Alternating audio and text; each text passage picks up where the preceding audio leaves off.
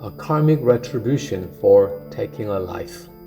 In China, they have a long scythe called jangnat.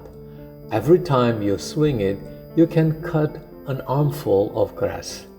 One summer day, a monk was cutting thick foliage and grass with such a scythe.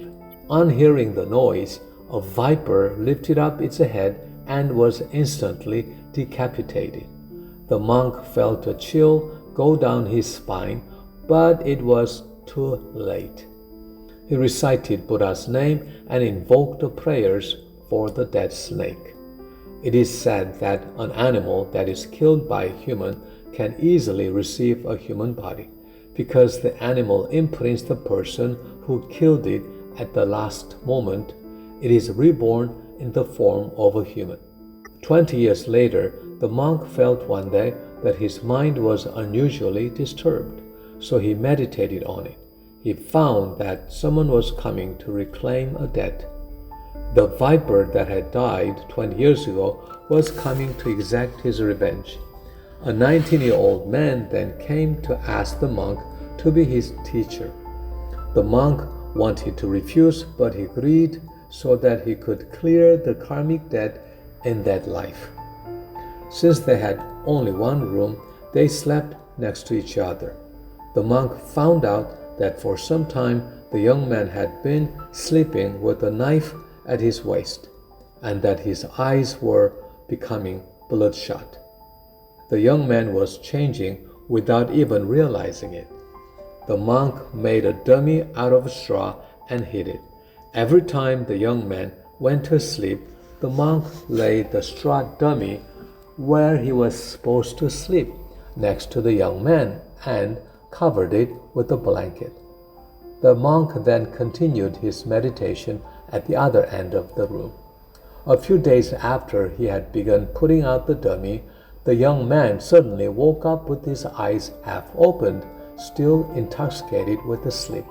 He felt for the blanket next to him, pulled out the knife, and stabbed the dummy, then fell back to sleep. The monk was astonished. All exchanges of karmic revenge between sentient beings transcend the bounds of morality and ethics. They paralyze human consciousness. When the young man woke up the next morning, upon seeing the master, the poison instantly disappeared from his bloodshot eyes.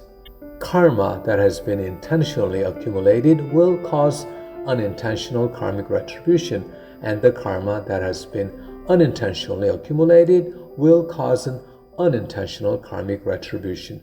Deaths and injury in auto accidents are not coincidental or random, but they are a result of causes planted in the past. If you can live without killing anything, your future will not be painful. Sentient beings leave the world after fulfilling their wishes. Sometimes, when people finally gain wealth and begin to enjoy themselves after having led a poverty-stricken life, they pass away. Their relatives lament, for the deceased did not even get to enjoy life once it finally turned around for them. Because such a person's sole wish is to become wealthy, when that wish finally ripens and he is actually able to live well, his mind wears out completely and he dies. It's the same as becoming totally exhausted and not being able to get up after finishing an important anticipated event. There was a student who, after 10 years of hard work to receive his PhD, died in a German airport on his way back to Korea. His sole wish was to earn the PhD degree, but when he finally received the degree, he felt, "Did I go through all that just to receive this piece of paper?" The sense of futility made him let go of his mind, and he died. There is, however, a way to live longer in such situations. If you make such ones as, "May I be freed from poverty to serve Buddha well, Bharat," or "May I receive PhD to serve Buddha well, Bharat," in ordinary times. you will live well in order to serve Buddha. It is because people have no other wish than to be well off or to receive PhD that they just end with the fulfillment of their wish. If you do not know how to invoke one after you fulfill your wish, you should produce the mentality to do more meaningful things through the wish that has been realized. Leaving the world after fulfilling one's wish is the way of all sentient beings.